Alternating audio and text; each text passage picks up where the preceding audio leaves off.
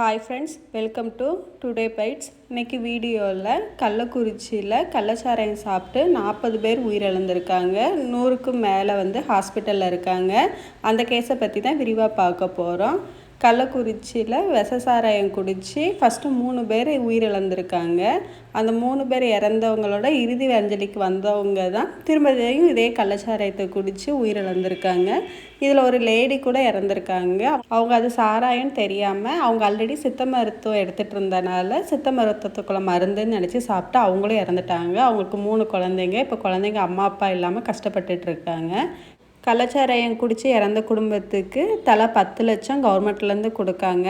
இந்த இறந்தவங்க குடும்பத்தையும் ஹாஸ்பிட்டலில் இருக்கவங்களையும் பார்க்குறதுக்கு விஜய், எடப்பாடி பழனிசாமி, உதயநிதி ஸ்டாலின், அண்ணாமலை, ஸ்டாலின் இவங்க எல்லாருமே பார்க்க ஆறுதலும் சொல்லியிருக்காங்க. சீமானும் அவங்களுக்கு ஆறுதல் சொல்லிகிட்ருக்காங்க.